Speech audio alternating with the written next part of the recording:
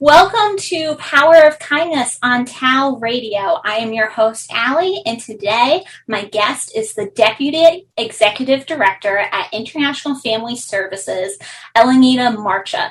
Elentia, thank you so much for joining me today on TALRadio. It's such a pleasure to have you and talk about the great work that you guys are doing. Thank you, Alex, for inviting Intercultural to share our work with you.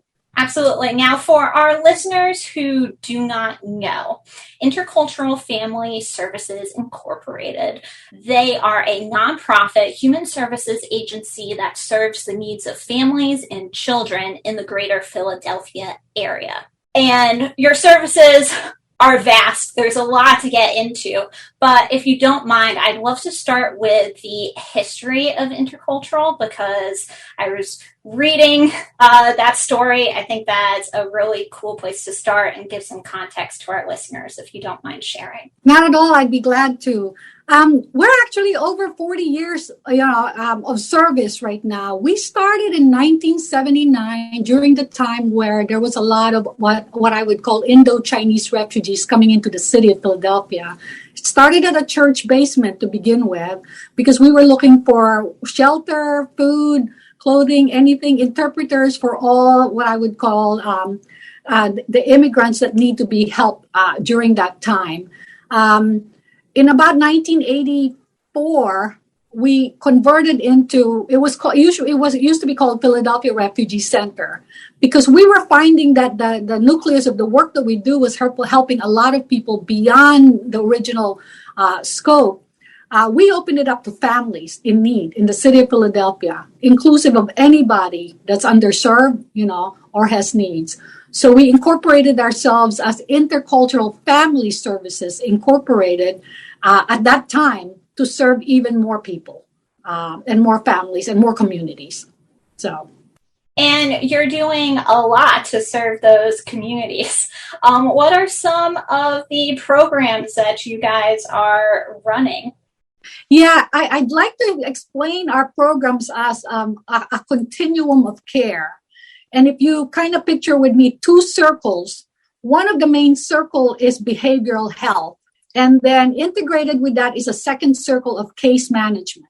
The way we believe in servicing our population is that, yes, we might be able to take care or help you with your therapy, your need, but at the base of that or at the level, there are some real life crises that you're dealing with. So coupling up case management with what we call the mental health services or the counseling services is important because it takes care of the holistic need of the family or of the individual. So you might be seeing us for counseling, but the truth is you're also dealing and grappling with homelessness or joblessness or childcare. So we have a nucleus of services around case management. That includes Healthy Start, that includes parenting skills, that includes truancy, trying to help prevent absences of your kids from school. It also includes housing counseling because there's a lot in our population that needs either pre-purchase counseling for new homes. We want to prevent them from leaving their homes or from being evicted in rental.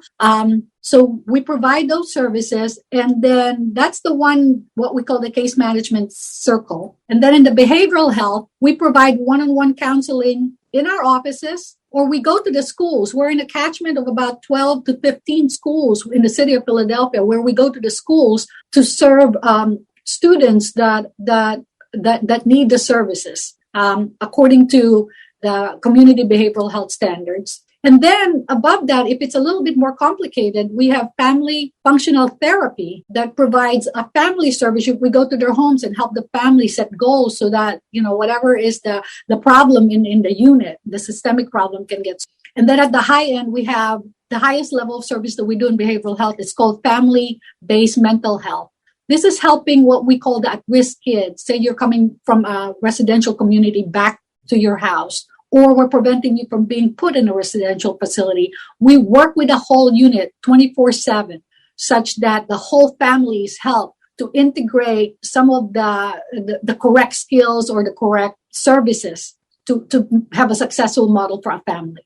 So that's kind of the two circles trying to combine on a continuum of care that we provide. And that continuum of care, I think, is really the key to your services. You've taken a really holistic approach to address all of the various issues that could impact a family rather than just kind of treating the symptoms. You're looking at the root causes.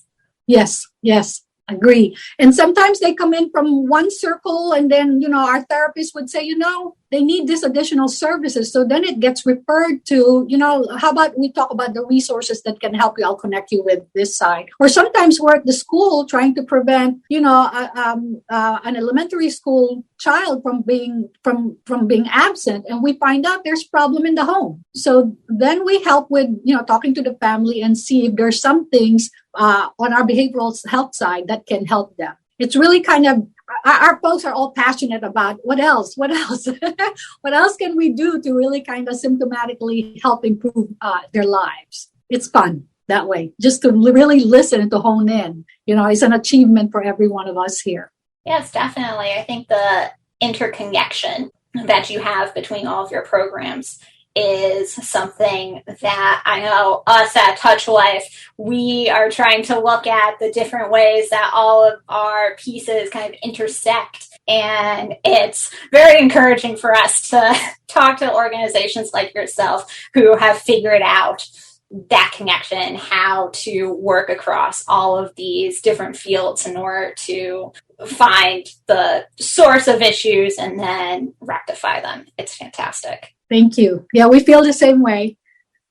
Now, we've gone through the history of your organization, some of the services that you offer. And one thing that struck me was you mentioned that you are working within the school system to connect to children. What are some of the other avenues that you travel to connect with the people you serve? Right. We provide our services in the field and in our offices. One of the places that we call field work is being in the school system to be able to support the students in the school, the principals in the school, and their community needs in the school. However, we travel a lot to the family homes.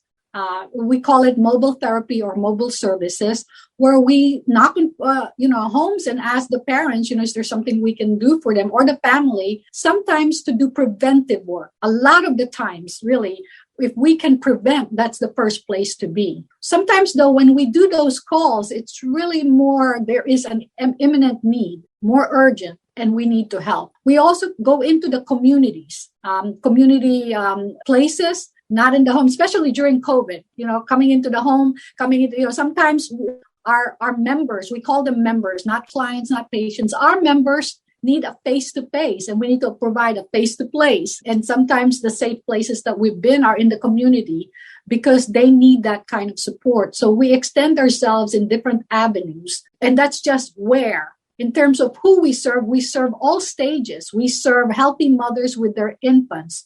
We had about 350 mothers and infants we served this year in our last fiscal year, where it's the mother and the child initiative or the father and the child initiative or both. We served about 92 people in parenting class. And what's amazing about that is the parenting classes are, the families today are not just mother and father. It's your grandmother, it's your aunt being your primary caregiver.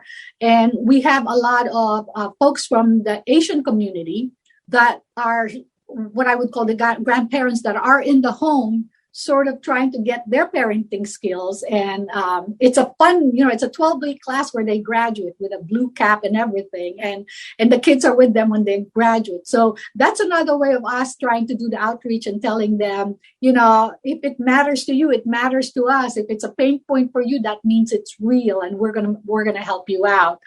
We do housing counseling, and that has nothing to do with the school. We've got people coming in the door saying, I'm going to be evicted. We'll help you out. Or I really, really want to move from my apartment to, am I qualified for a house? Or how do I save enough money? My credit score is low. My kids and I are living in such poor condition because it's not a safe neighborhood.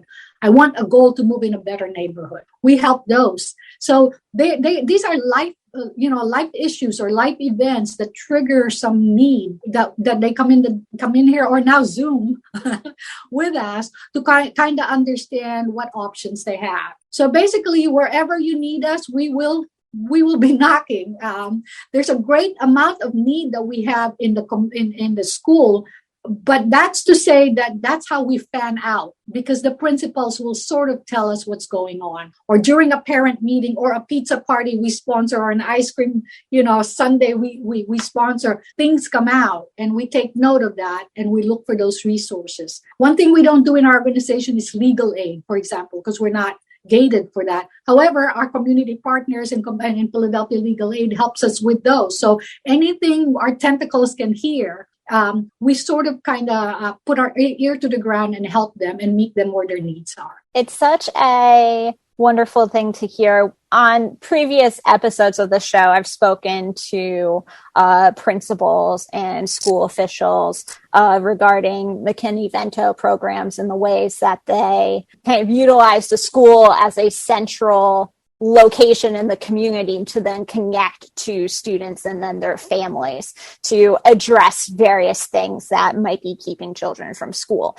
And it's interesting to see how your organization kind of takes that the step further, going not just into schools, but to community places, centers, that sort of thing, in order to reach out and, like you said, kind of spread your tentacles, see what's going on, and then offer your services. You touched on it a little bit, but in the last year and a half with COVID, how have you had to pivot your approach in order to continue to serve the community? I always think about that because, I don't remember anything before COVID right now. Everything we do is important in prevention, important in impact in current care, but not a lot of what we do, I would say, is urgent because we're able to prevent that urgency. When COVID happened, everything became important and urgent. Even when you breathe a little, it's back to urgent. So today, kids are in school, but the minute somebody tests positive, everybody goes back home. The impact of that is then I got parents who doesn't have childcare. Then they can't go to work.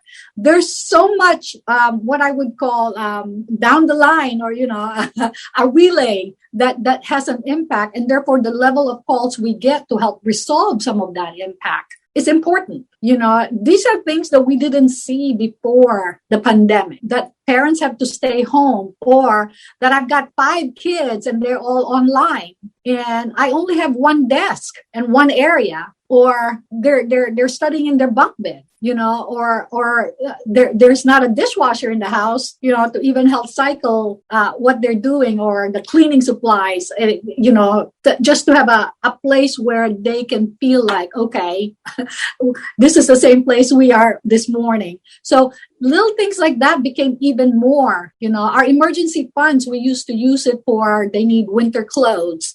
They need some kind of groceries, they need summer air condition, or, the heating bill and all that.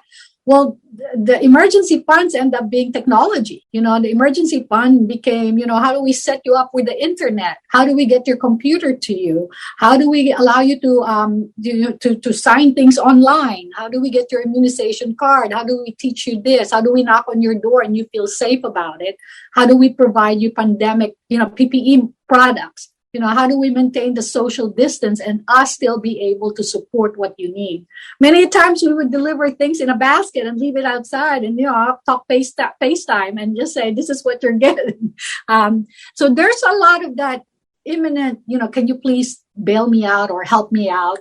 Some of the nice ones that I've seen have really impact. We had a family of maybe 4 children and they were sharing one desk. In the household. Traditionally, we probably would not use our emergency funds for that. And the person in our school system is just one child. The other 3 were from other schools. And that's even lovely because the cooperation, sometimes when you're in high school, it's a different provider that helps you. That's when you're 11. So it didn't matter who your provider is. Hey, when you need 4 desks, we will support it such that each kid can do their attendance. So we were finding a lot of things that kind of warmed our heart, because it's really low hanging. If you can find the funds, it's low hanging to give people such level of power, to do what they need to do. I mean, bunk beds. I mean, there was a family of four that was sharing, the kids were sharing one bed. There's not enough space for two double beds just to get enough sleep at night, so that they don't get crazy while they're in the home together. It used to be the traditional thing we did was give people tokens because they don't have money to ride public transportation. We were prepared for that. We were prepared for giving kids uniform because they're not allowed to be in school without their uniforms.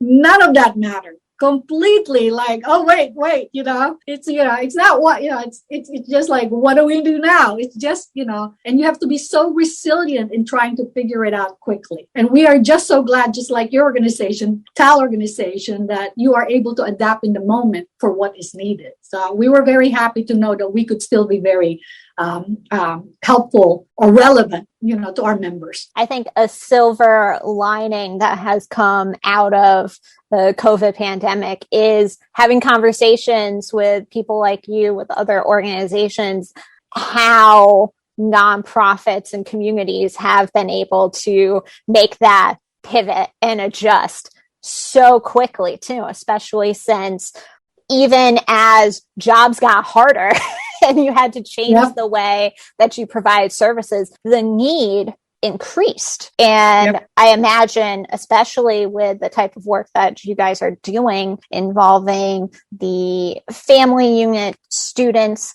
I mean, just students not going to school every day, the impact of that, I think we're going to continue to see the repercussions of not having that space for students. And the one side that I think most people don't understand is really the balancing act, because it was impacting our own staff in real time. Mm-hmm. They have kids, they have concerns, they have like, is this safe for us to knock on doors? Is it sufficient? We had all kinds of, how do we balance this such that we don't lose our ability to serve and leverage what, the outreach to the community, but keep our people safe. Obviously, on a continuum, there are some that are like, no way, I can't get out there. Eventually, as more information about COVID happened, people became even more, the awareness level and the comfort level, and our level of protecting ourselves became better. So our clinicians, our case managers, they were able to get back out there. But in the meantime, in that balancing act, you wonder, because the same thing that the other people are dealing with, they also did not have internet at home, or, it's not like we are deep-pocketed employees. Our employees here, come to work for a living in an area of passion that they love to do. But when the COVID hit, they were just as impacted financially, economically, and, from a research perspective. The parents that help them take care of the kids, they're older, they can't come to their homes, so our workers can't come to the office. There was a lot of that I just think, the unsung heroes of our generation are mostly, in the hospitals. They're definitely the hospital workers. In the field are all the case managers and clinicians that don't get what I call the accolades, or don't need it. They just want to make sure that the kids are taken care of, or our members are taken care of. So that balancing act, I think, during COVID became so obvious or so powerful. You almost don't want to say to them, I hate to ask you one more time, but there's the family that needs this. And, most of our staff don't want to say no and don't say no. So sometimes you have to limit it. No, don't go out today. You can't. So that balancing act, and you really end up having a lot of respect for the deep hearts, or what do you call them? The deep reserve and resiliency people have that you didn't know they have. It would that if anything is a good place to celebrate. Definitely, these are the stories, like you said, the unsung heroes that I hope to highlight on this show, because really it's amazing the capability of people and really human resilience, especially the people who, like you said, are out in the field, who are working in fields of passion because they feel strongly about a cause, and just It's really, I am just overwhelmed by the people who have stepped up. And while sometimes, you're looking around, we've all had the moments when we were like, I can't wait to be out of this house, or right. Or on the flip side, I don't want to get out of bed today because just the world is on fire. Right. No, we had a parent once that the computer, was, there was something wrong with the computer,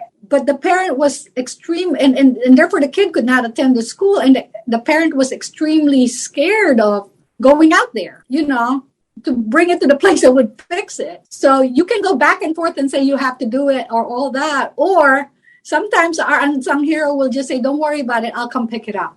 And although that should not be the routine of it, it certainly was very helpful to alleviate what we call the fear that we can either describe or measure, because you can't measure somebody's feelings. It's not right or wrong. They just feel it. And therefore, you can't say to them the right thing to do is get out of the house to get it fixed. So your child you can't. It's one of those things that just for that moment of help, the mother is basically, I can't thank you enough. And the truth is, that's not big help. It's not like, we saved them from more than the repair, but that's huge for the moment, People forget how huge simple errands or simple help mean, because they don't understand the level of fear that we all say or don't say. And I think it's still happening now.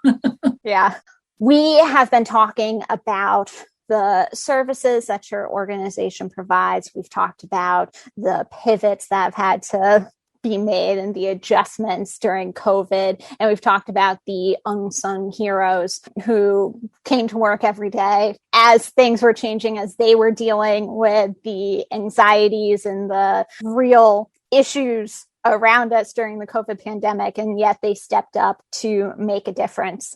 You brought up right before the break that fear is something that can't be measured, and that was something that was coming up a lot, especially misinformation was coming out. We were learning about what was going on with COVID, and nobody really knew the right answers. There was a lot of anxiety, a lot of fear, a lot of emotions that people were having to process. I know that one of the services you guys offer is mental health services, and that is an area that you guys deal with. Can you talk about some of those services and some of the ways that you are kind of addressing that, especially in this pandemic world that we live in?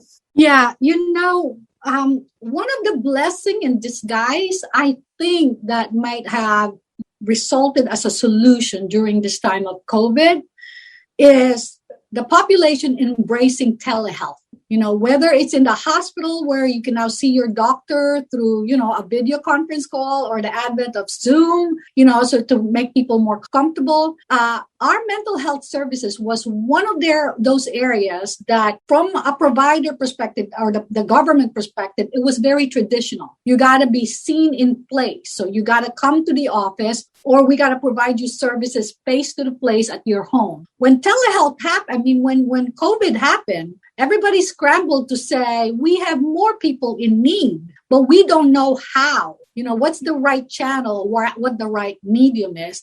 Luckily, community-based providers, or our primary care providers, or Medicaid for that matter, or Medicare and all that, said, try to do what's right. They allowed us to experiment during that moment to see where we can go without putting all the law says this, or you're not allowed to do this. So there was some level of compassion for trying to find the right solution. Where it ended up, where we are so surprised, is that during COVID, rather than seeing less people because our brick and mortar had to shut down, we actually were seeing more people. It was one of those things where our backlog was wait.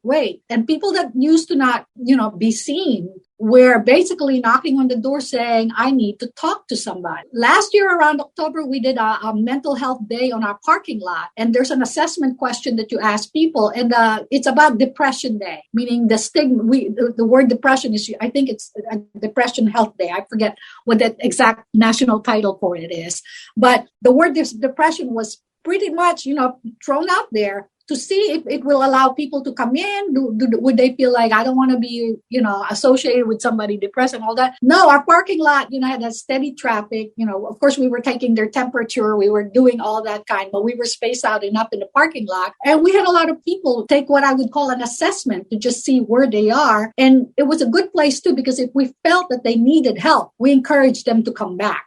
So the telehealth approach, the ability to either get a video call or even a phone call, and also the traditional way of medical management for, say, a prescription used to be that you handwrite it. The industry then moved to e-script, Usually mental health is a little behind primary care. I mean, I know your doctor already does e-script or the whole medical profession, but the peripheral services are not quite there. So we quickly the change agent was like, they adapted so quickly. And that's what I mean by blessing in disguise. Whereas there would have been many arguments in the past, why or why not telehealth? Why or why not e-script? Why or why not brick and mortar? All those arguments that used to be huge, got broken down into, we need to serve people. We will do it how, the best way that they can accept it or can work on it. Luckily for us, there's a good amount of our member population that are savvy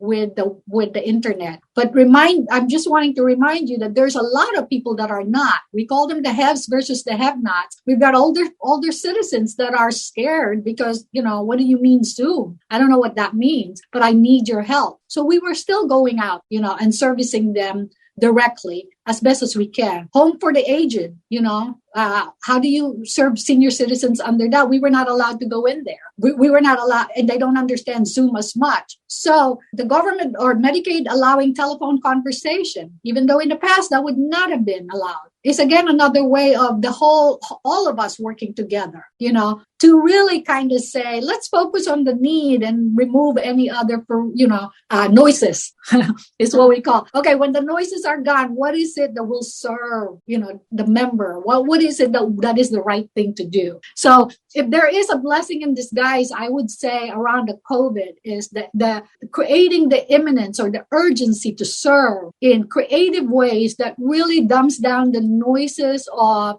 things that we think are important. Nothing like a global crisis to put things in perspective. Right. I'm like, wait, we thought that was important. We spent 4 hours arguing about that. It didn't matter.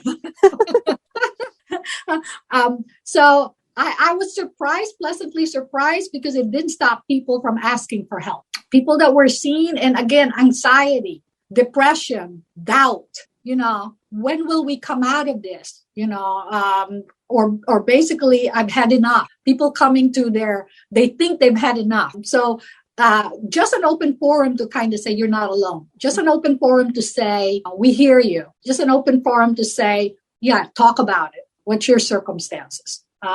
We have had some members who need privacy who can't talk from their homes for those type of private session. And that's why we say we provide those community places. Mm-hmm. Feel free to tell me, so they will tell us they'll get on the phone call, but they can't call from their home. Could we accommodate them if they're in a certain location, which is great. Today, there's been more relaxation. We have members that want to come in the building. And I would say that directionally, it used to be a two-way telehealth, that a clinician will sit at home and the member that we're serving is sitting from their house. Now our clinicians can be in the office, but if you as a member still don't feel correct to come in the office, we will do telehealth with you while we're sitting in the office. Or you can come in if you want, because that's the APEC is better for you if you're in the office. So we are now at least coming out of that curve where, the choices were very limited. And I think that's giving air to some of our members that really do feel a level of safety blanket with the what I would call the face-to-face APEC, because you can't replace that completely. So everything's moving in the right direction, but there's still a lot to do. That's wonderful to hear, though, that such process has been made. And I think you mentioned kind of silver lining, good things to come out of this. One thing that I've noticed in these discussions and with our own work is that the stigma around mental health is that discussion is now happening in the public sphere, and it's a much more open conversation. Do you see a trend of more positive responses to mental health and looking at it as a medical concern and condition and more understanding, or are there still struggles that you're seeing there? There are definitely struggles, but I do see, and I believe this wholeheartedly. We are taking 2 steps forward, maybe 1 step back. But I do believe that we're in a trajectory to keep taking those 2 steps and 3 steps forward. What's nice about it is that a lot of the schools in the area, or even the providers, the primary providers are in the area, are looking at it as population health management. It's no longer about just this individual. It's taking care of the community and the population. So sometimes the services need to be one-on-one. Sometimes it has to be an open forum in the community that allows people to talk as a group. Sometimes it's just building an awareness campaign around it. But people are more open to bringing it up, and people are more open to attending. And they're also more open to both the government providers, if you will, the people that allow us to be authorized, as well as the community that we serve, are closer, if you will. If I say to you, on a scale of 1 to 10, how do you feel about the funders? You might say they're 3. How do you feel about the member? The members would say 7. Now it's closer to like 4 and 6. We may have a gap of, a few, but not as much. I mean, that's what I'm saying. We're moving in the right direction. We're closing the gap, which is, to me, it's very promising. You can hear young ones talk now. I rode public transportation where right behind me are 2 teenagers talking. I can't do that tomorrow because I have a therapy session and they're like, they're in our SEPTA bus and they're talking openly. I'm like, more power to you. Mm-hmm. Or my therapist said to me, or I'm in this session, I have a Zoom call. I can't, I can't. So I love it, because to your point, those are conversations you don't hear outside before, mm-hmm. Yeah, I think, in my own personal life, I'm seeing more and more people say, yes, therapy is a good thing, or, this is a real thing you have to take care of when you talk about personal health. There's physical health, of course. COVID shined a big bright light on physical health as well. And, hey, wash your hands. Simple things that we were taught, but shining lights on simple ways that we can prevent physical ailments was definitely a piece. But I think that flip side on mental health, the conversation around, you have to be aware of your emotional health, your mental health, your spiritual health, just like taking care of the whole you when you talk about personal health. It's definitely, the conversation has started, and I do hope that it continues to move forward and you continue to see that positive trajectory for sure. On the subject of mental health, there's a day coming up around that, correct? October 7th, Mental Health Day? Yeah, I believe so. And forgive me, I forgot the way they talk about it nationally. It's an anti-depression day, or, we celebrate the fact that there's no stigma around depression, Mm-hmm. So there's a national campaign that we always try to, also join, where during that day, October 7th, we open up our doors and ask people to come in to, if they need anything. Or if even not on that day, when there's an event in a farmer's market, we're there giving out, we're there with our clinicians saying, do you need anything? Can we provide services for you? So I consider the outreach around people knowing the resources very critical or important right now. I think there's another probably worrisome topic that people are dealing with right now, and that is around the vaccine. And I'm not being controversial here. I'm simply saying that we are part of a healthcare worker institution, such that all our folks in our organization requires to be vaccinated. That being true, that doesn't mean people's feelings about it, are not on a continuum. So that's a stressor that leaves some people to leave the workplace, or, to consider not working anymore. It is sort of shining, some kind of a a stressor on home life, even just for conversation around the office. What more our members? Because everybody's being, I call it care fronted, with the question of how are you going to work through this, So right now, when we open up our doors for outreach and awareness, I am imagining that's some of the questions, because some dates are looming. For the city of Philadelphia, we have a date of October 15th to have everyone working in the healthcare industry or healthcare industry type or universities to be vaccinated. So that's putting a stressor on our members as well as people like us who are working in that type of industry. So I imagine they would need some kind of, hear me out, also to alleviate some of the stressors they feel. Because we're not here to answer the facts of it. We're here to say to you, we respect your feelings about it. Mm-hmm. Which I think is another piece of your kind of whole holistic approach. You're going out to the community, which is huge first step, but then listening to the community in turn, understanding, okay, how are they feeling? What do they need? And then addressing it.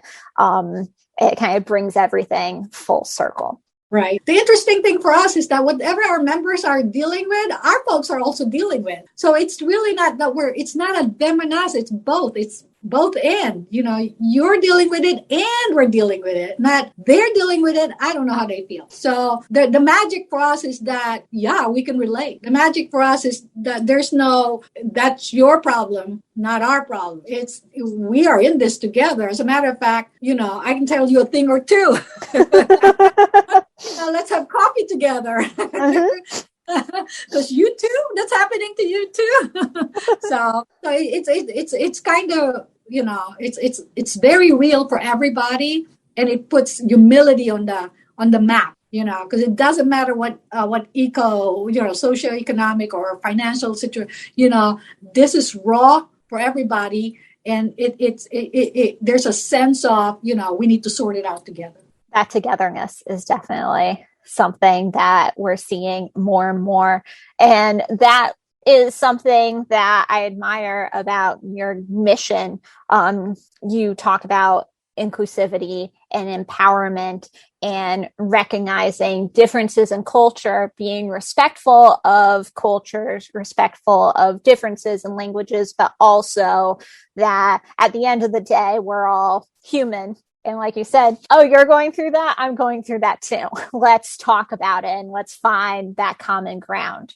Yeah. You know what? It's funny because in our website, we have included an acronym called LIPS, Language Interpretation and Pronunciation Services. There was a time here where we had about 18 languages, meaning our staff, we had a good amount of the diversity, where we were trying to count how many languages, we had.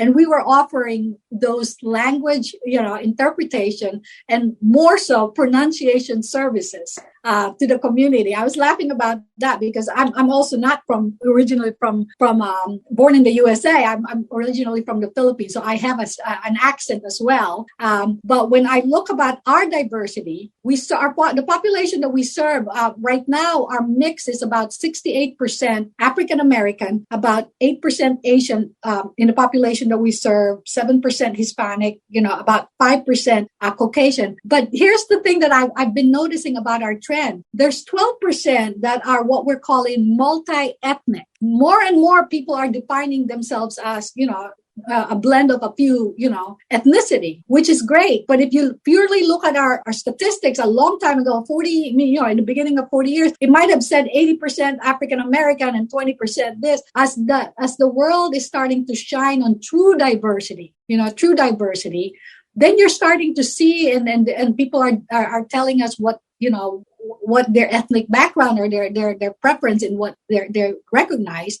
We're finding that the services that we need to provide has to change with that. These demographics are not just to be proud that you're diverse. It's to really kind of say to yourself, so what does diversity in action, which is actually our motto? We trademark that diversity in action, DIA. It's everything that we do is DIA, diversity. So we are diverse in action. Our teams here the makeup of our company is similar to the population that we serve. But as we're moving in that direction, this question of, so how do you tweak? How do you move forward? How do you see what becomes the next generation or the next way to support the diversity that's becoming, prominent, has a different need or will continuously evolve in their need. So to be able to say that I've got 12% multi-ethnic or, declaring them, it's a proud moment because they used to not like, no, I'm considered either one or the other.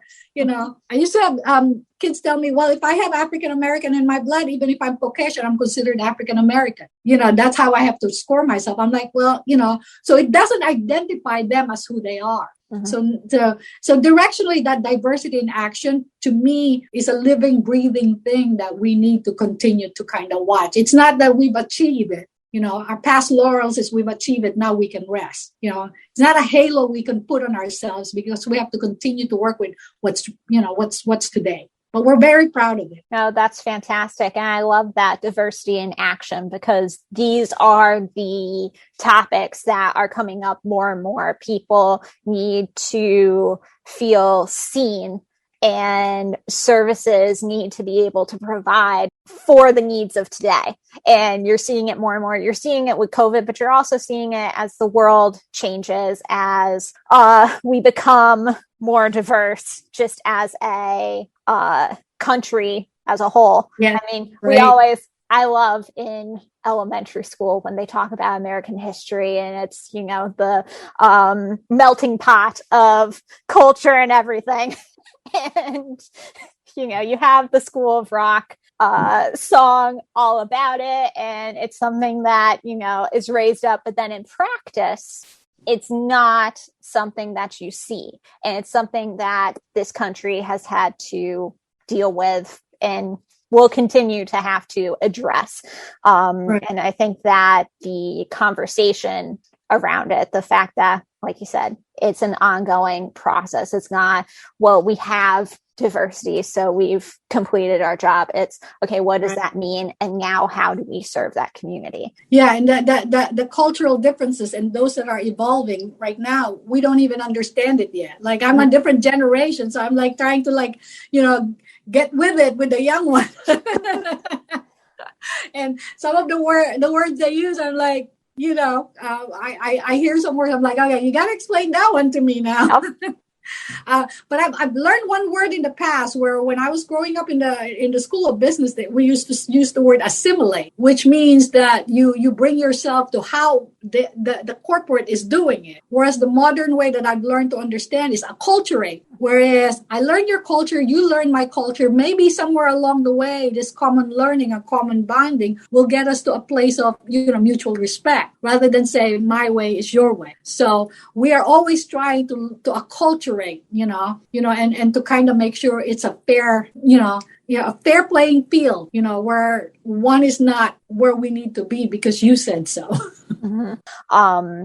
But just to wrap up, any final thoughts for our listeners, and where can they get involved, utilize your services, support you if they're in the greater Philadelphia community? Yeah, thank you so much for giving us the opportunity to provide our story and our services. I do want to just leave you with one thought. Whatever is happening and whatever we're doing and however we're servicing it in the greater Philadelphia area is happening everywhere in the country. So, my plea is proximity, for people to help under the same umbrella of need anywhere closest to their community. If you happen to be in the greater city of Philadelphia, you certainly can help us in kind or in gifts or in talent. And we have our website. It's ifsi.org. That's spelled ifsinc.org. And you can see, our stories there, our services there. And we also have a YouTube channel, Intercultural Family Services channel. And again, my thing is whatever we're feeling, doing, and working through the community levels of mental health services and or safety needs of our community, this is happening everywhere in the US of A. So my encouragement is just understanding it through TALRadio, proximity to this matters. If you're not close to it, you really won't know what we're talking about. So an opportunity to have proximity would be wonderful, so we can all continue to be together under this times. And I thank you again for allowing us to talk to you. No, thank you so much. These conversations are so important. I hope that our listeners got as much out of it as I did personally. And if they want to know more information, again, that website is ifsinc.org and the YouTube channel Intercultural Family Services, Inc. for more information, lots of great resources. So definitely check that out. Alenita, it's been such a pleasure. Thank you so much.